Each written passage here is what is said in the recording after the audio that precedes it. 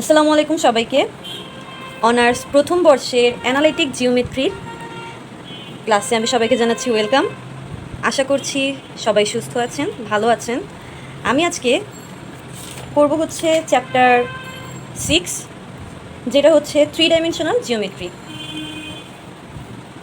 Chapter 6। তো 3 dimensional জিওমেট্রিটা কি? আমরা কিন্তু আমাদের ইন্টার পর্যন্ত যতগুলো ম্যাথ করে আসছি ওইখানে ছিল হচ্ছে শুধু আমাদের এক্স অক্ষ আর ওয়াই অক্ষ।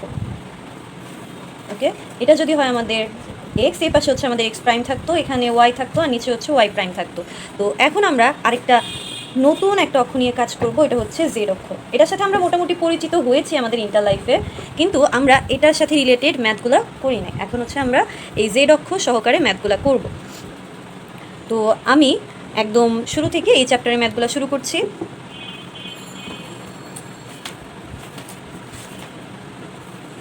আমি ম্যাথগুলো করার সময় আমার বইতে লিখে রেখেছিলাম যে কোন কোনগুলো খুব বেশি ইম্পর্টেন্ট। তো আমরা হচ্ছে থিওরি থেকে থিওরাম 3 করব, থিওরাম 6 করব, আর হচ্ছে এক্সাম্পল 18, 19, 23, 25টা খুবই ইম্পর্টেন্ট। 25 আর 26 ওরা হচ্ছে সেম টাইপ। 27 আর 28 এরাও খুবই ইম্পর্টেন্ট আর সেম টাইপ। এই দুইটা থেকে একটা করলেই নিজেরাই পারা যাবে। 29 আর হচ্ছে 30। তো ম্যাথগুলো করার আগে আমাদের যে বিষয়গুলো একটু জানতে হবে সেটা ডিরেকশন কোসাইন বা দিক কোসাইন। আমি যদি একটু বাংলাতে লিখি, দিক কোসাইন। তো দিক কোসাইন জিনিসটা কি? দিক কোসাইন জিনিসটা হচ্ছে আমাদের যদি কোনো সরলরেখার দিক কোণ, ঠিক আছে, আমি একটা সরলরেখা এখান দিয়ে আঁকতে পারি, যেমন এখান থেকে আমি একটা সরলরেখা নিতে পারি। তো একটা সরলরেখার দিক কোণ যদি আলফা বিটা গামা হয়, কোনো সরলরেখার দিক কোণ আলফা বিটা গামা হলে cos alpha cos beta cos গামাকে আমি একটু লিখে দিই, তাহলে আর একটু বুঝতে অসুবিধা হবে। যদি কোনো সরলরেখার দিক কোণ আলফা বিটা গামা হয়, তবে যদি আমাদের কোনো সরলরেখার দিক কোণ হয় হচ্ছে আলফা বিটা গামা, দেন হচ্ছে cos alpha cos beta cos গামাকে সেই সরলরেখার রেখাটির দিক কোসাইন বা ডিরেকশন কোসাইন বলা হয়। দেন আমি বলেছিলাম যে আমরা হচ্ছে দিক কোসাইনের পরে শিখবো হচ্ছে ডিরেকশন রেশিওটা নিয়ে। ওকে, তো চলেন আমরা একটু ডিরেকশন রেশিওটা করি। ডিরেকশন রেশিওটা হচ্ছে আমাদের ডিরেকশন কোসাইনের সাথে রিলেটেড। যদি আমার তিনটা সংখ্যার, আমি লিখে নিই আগে, যদি লিখে বলি, যদি তিনটি সংখ্যা কোনো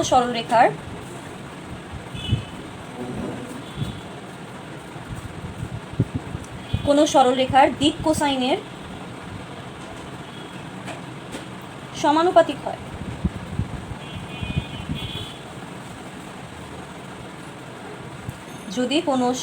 যদি তিনটি সংখ্যা কোনো সরলরেখার দিক কোসাইনের সমানুপাতিক হয়, তাহলে ওই তিনটা সংখ্যাকে হচ্ছে সরলরেখার দিক অনুপাত বলে। তবে ওই তিনটি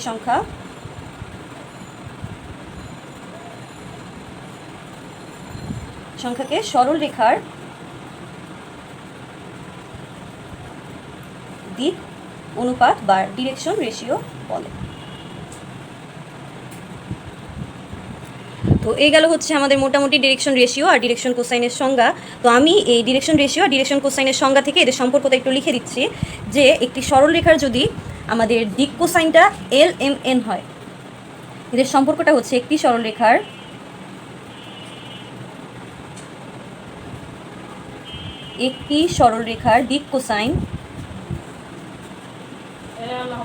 দিক কোসাইন এল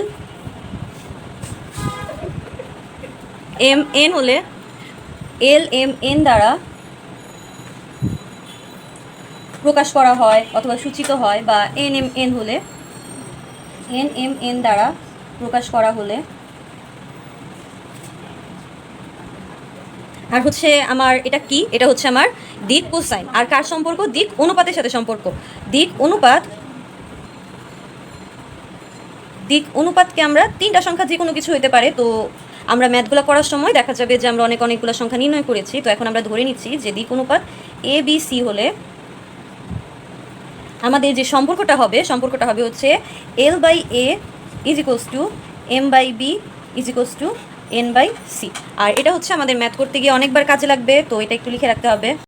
তো আমরা 18 নম্বর ম্যাথে একটু করব বইয়ের, যেখানে বলেছে যে find the direction cosines of the straight lines OP, OQ and PQ where P এর হচ্ছে স্থানাঙ্ক দেওয়া আছে, Q এর স্থানাঙ্ক দেওয়া আছে, আর হচ্ছে O এর স্থানাঙ্ক দেওয়া আছে।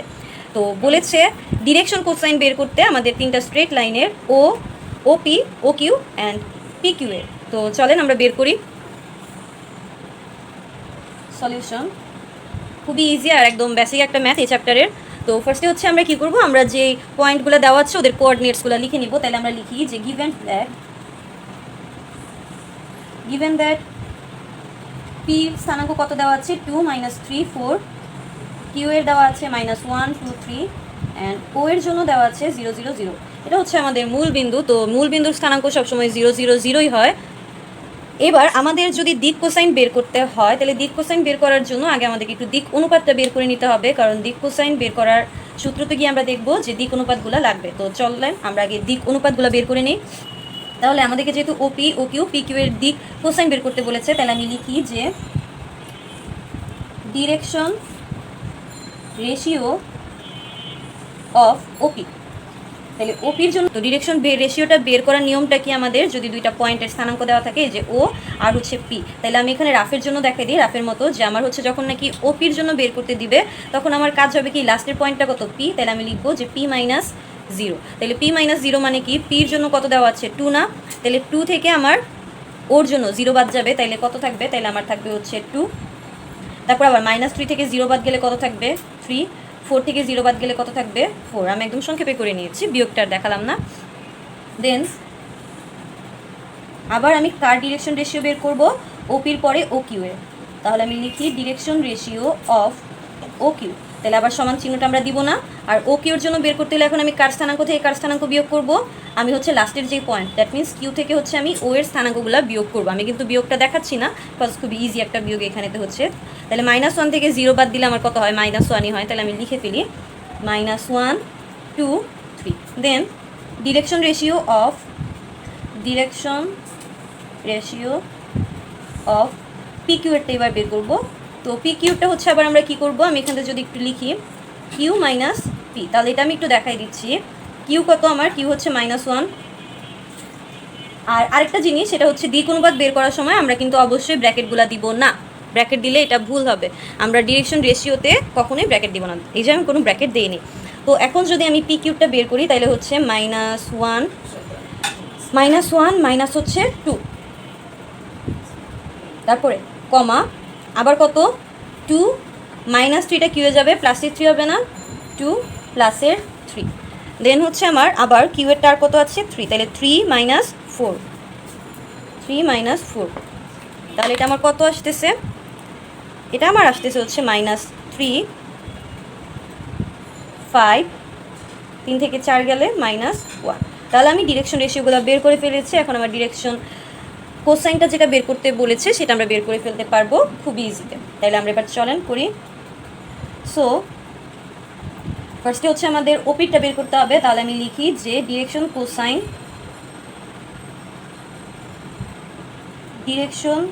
Cosine of OP। তাহলে OP ডিরেকশন কোসাইনটা কী হবে, আমি হচ্ছে লিখবো 2, লিখবো হচ্ছে আমি 3, এই যে OPর জন্য 2, 3, লিখবো হচ্ছে আমি 4। ওকে, দেন হচ্ছে আমি 2, 3, 4 যে এসেছে, আমার একটু ক্যালকুলেটরটা লাগবে।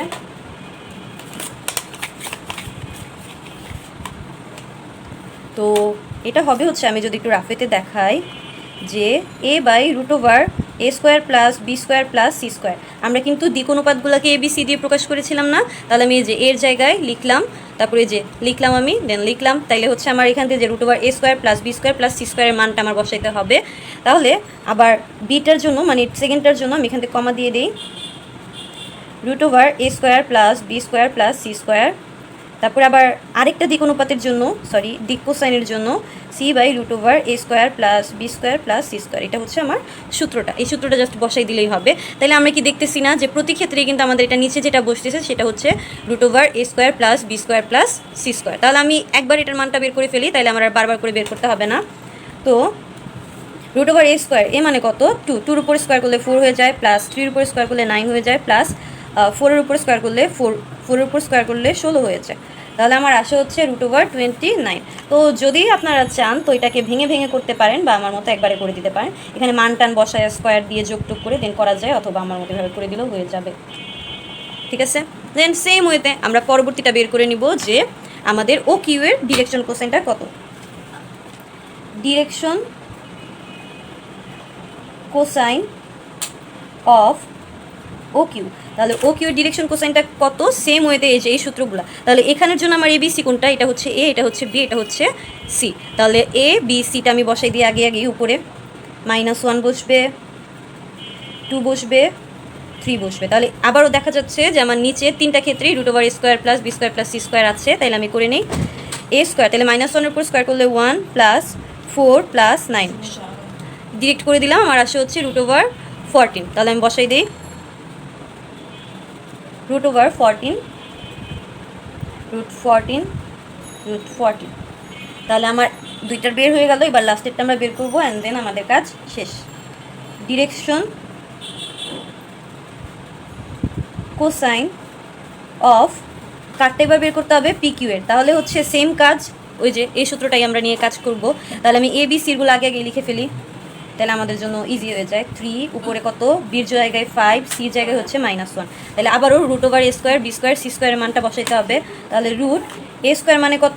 -3 উপর স্কোয়ার করলে তো 9 হয়, 5-এর উপর করলে 25 হয়, দেন -1-এর উপরে করলে প্লাসের 1 হয়। তাহলে আমার অ্যান্সার আসলো হচ্ছে 35।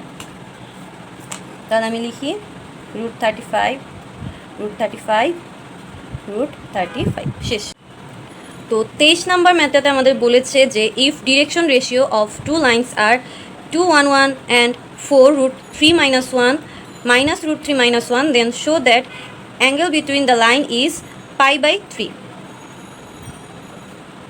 তাহলে আমাদেরকে বলেছে যে একটা অ্যাঙ্গেল বের করতে। কাদের অ্যাঙ্গেল বের করতে? দুইটা সরল রেখার অন্তর্গত কোণ বের করতে, যে সরল রেখাটার হচ্ছে দিক অনুপাতটা দেওয়া আছে। তাহলে দিক অনুপাত দেওয়া থাকলে কোণ বের করার একটা খুবই ইজি সূত্র আছে। তো সূত্রটা আমি লিখি,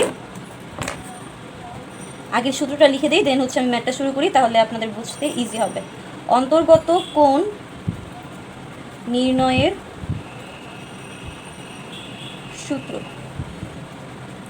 সূত্রটা হচ্ছে যদি আমাদের দিক অনুপাতটা দেওয়া থাকে, আর যদি আমাদের কোণটাকে আমরা থিটা ধরে নিই বা থিটা দেওয়া থাকে, তাহলে cos θ =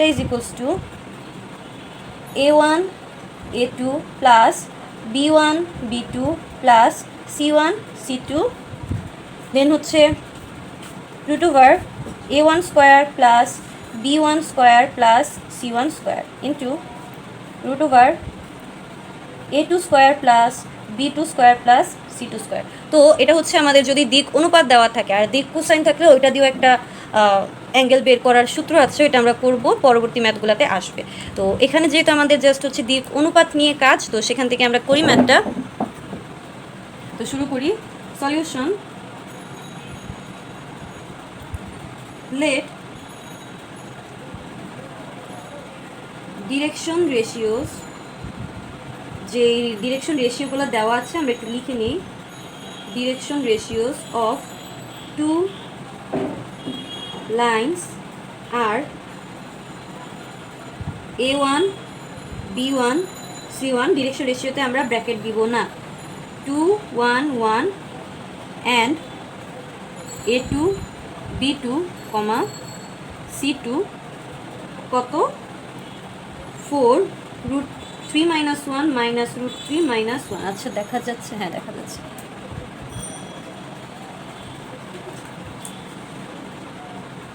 ওকে, তাহলে আমরা ডিরেকশন রেশিওগুলো লিখে নিলাম। তাহলে হচ্ছে আমরা আরেকটা জিনিস, এখন আমাদের তো কোনটা দেওয়া নাই, তাহলে হচ্ছে আমাদের থিটাটাকে ধরে নিতে হবে। তাহলে আমরা লিখি যে again let theta be the angle between them. Okay, এখন আমাদের কাজটা খুবই সোজা, যে আমরা লিখবো উই নো, দিয়ে আমরা সূত্রটাতে মানগুলো জাস্ট বসাই দিলে আমাদের চলে আসবে যে we know cos theta is equals to, সূত্রটা বসাই। আচ্ছা সূত্রটা না বসে আমরা জাস্ট, আচ্ছা যেহেতু ধরেছি সূত্রটা বসানো যায়, সমস্যা নেই। যদি আমরা A1 A2 B2 এগুলো না ধরতাম তাহলে হচ্ছে আমাদের সূত্রটা না বসাই ডিরেক্ট করতে হতো। তাহলে A1 A2 plus B1 B2 plus C1 C2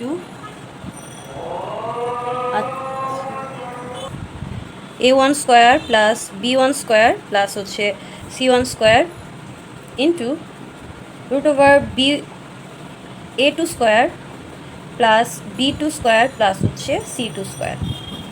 ওকে, দেন আমরা জাস্ট এখন মানগুলো বসাই। তাহলে আমার A1 আর A2, তাহলে আমি লিখি 2 ইন্টু 4 প্লাস B1 এর মান কত আমার, B1 এর মান হচ্ছে আমার 1, তাহলে 1 into root 3 minus 1 plus C1 এর মানও হচ্ছে 1 আর C2 এর মান হচ্ছে minus root 3 minus 1 divided by A1, তাহলে হচ্ছে 2 square plus 1 square plus 1 square into আমার যে A2 এর মান, A2 কত, A2 হচ্ছে আমার 4, তাহলে 4 স্কোয়ার প্লাস B2 কত, B2 হচ্ছে আমার রুট 3 মাইনাস 1 হোল স্কোয়ার আর C2 হচ্ছে আমার মাইনাস রুট 3 মাইনাস 1 স্কোয়ার। ওকে, দেন হচ্ছে আমি এখন ভ্যালুগুলো বের করে ফেলি, যে ক্যালকুলেশন করলে আমার কত হয়। 4 দুগুণে উপরে আমার আসতেছে 8, একের সাথে গুণ করলে প্লাস রুট 3 মাইনাস 1, আবার একের সাথে গুণ করলে মাইনাসের রুট 3 মাইনাসের 1, আর নিচে আমার থাকতেছে হচ্ছে 2 দুগুণে সরি 2 উপর স্কোয়ার করলে 4, 4 1 5 6, তাহলে রুট 6, আর এখানে আমার থাকতেছে, এখন আপনারা যদি চান ইচ্ছা করলে এখানেতে a মাইনাস বি হোল স্কোয়ারের সূত্র ফেলাইতে পারেন, এখান থেকে সূত্র দিয়ে দেন হচ্ছে এটা করতে পারেন। তো আমি এত সূত্রতে যাব না, আমি জাস্ট হচ্ছে ডিরেক্ট আমার ক্যালকুলেটারে করে নিব। তো 4-এর উপরে স্কোয়ার করলে হয় হচ্ছে আমার 16 প্লাস রুট ওভার 3 মাইনাস 1, তাহলে আমি এটা একটু দেখি যে এটাকে স্কোয়ার করলে কত হয়, রুট 3 মাইনাস 1 স্কোয়ার। তো আমার আসতেছে হচ্ছে 4 মাইনাস 2 রুট 3। ক্যালকুলেটারে বসানোটা যেন আমাদের ঠিক থাকে খেয়াল রাখবেন অবশ্যই। তাহলে আমি লিখি 4 মাইনাস 2 রুট 3, দেন হচ্ছে আবার এটার জন্য, তাহলে এখন কিন্তু মাইনাস রুট 3 মাইনাস 1 স্কোয়ার করলে আমার আসে হচ্ছে 4 প্লাস 2 রুট 3। ওকে, আমার আসতেছে, আচ্ছা ফোকাসটা আমি ঠিক করি, আমার আসতেছে হচ্ছে 4 প্লাস 2 রুট 3, ফোকাস হচ্ছে না কেন, 4 প্লাস 2 রুট 3, তাহলে আমি লিখে ফেলি প্লাসের 4 প্লাস 2 রুট 3। দেন এখন আমার হচ্ছে এই রুট 3 কাটা চলে গেল, দেন আমার থাকে 8-এর থেকে যদি আমার 2 যায় তাহলে উপরে আমার থাকতেছে হচ্ছে 6 আর নিচে হচ্ছে আমার রুট 6, আর এখান থেকে আমার 2 রুট 3 কাটা, তাহলে হচ্ছে 16-র সাথে 8 যোগ করলে মেবি 24 হবে, 16-র সাথে 8, হ্যাঁ 24 আসছে। তাহলে আমার অ্যান্সার হয় হচ্ছে, একটু কাটাকাটি করতে হবে আমার। আচ্ছা আমরা যদি একটু কাটাকাটি করি তাহলে আমি এখানেই করি, এই পেজে করি, এই পেজ থেকে আর না নড়ি, এই পেজটা থেকে আর আমি না নড়ি, তাহলে আমার উপরে থাকতেছে হচ্ছে রুট 6। আচ্ছা একটা 6কে ভাঙাইলে কিন্তু আমরা দুইটা রুট 6 পাই। ওকে, আচ্ছা ওইভাবেও না যাই, এখানেই করে দিই। 24টাকে আমরা ভাঙাইলে কীভাবে লিখতে পারি, 24টাকে যদি আমি রুটের ভেতরে নিয়ে যাই, ক্যালকুলেটারেই করে ফেলি, আসে হচ্ছে আমার 2 রুট 6। ওকে, তাহলে আমার 2 রুট 6 যদি আসে তাহলে হচ্ছে আমার দুইটা রুট 6 মানে কয়টা, একটা 6 না, তাহলে এটা দিয়ে কাটাকাটি যদি দিয়ে দেয় তাহলে আমার আসে হচ্ছে হাফ। তাহলে আমি এখানেই করে দিই বাকি ম্যাথটুকু, যে আমার সুতরাং cos theta is equals to half. তাহলে cos কতর মান আমাদের হাফ, আমরা জানি যে cos π/3 এর মান হচ্ছে হাফ, তাহলে আমি লিখব cos theta is equals to cos π/3। সুতরাং থিটার ভ্যালু আমাদের আসতেছে π/3, আর এটাই কিন্তু আমাদের দেখাইতে বলছে, তাহলে আমরা লিখে দিব যে শিওর। আর এইভাবে আমাদের আরও একটা ইম্পর্টেন্ট ম্যাথ এক্সাম্পল 23 এখানেই ডান হলো। আশা করছি আপনারা সবাই বুঝতে পেরেছেন, আর যদি তাও কোনো লাইন বুঝতে কোনো অসুবিধা হয় তাহলে অবশ্যই আমাকে বলবেন, কমেন্ট করবেন, আমি আপনাদের আনসার দেওয়ার ট্রাই করব। যদি কোথাও কোনো জায়গায় বুঝতে অসুবিধা হয় আমাকে অবশ্যই জানাবেন। পাশে থাকবেন, ভালো থাকবেন সবাই, আল্লাহ সবাইকে সুস্থ রাখুক, নিরাপদে রাখুক, আল্লাহ হাফেজ।